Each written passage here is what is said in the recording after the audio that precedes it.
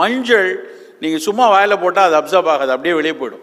அந்த மஞ்சளை உடலுக்குள்ளே அதனுடைய தேவைக்கு அப்சார்ப் பண்ணனா தேவையான 2 விஷயத்தில் முதல் இது மிளகு, 2வது பால்.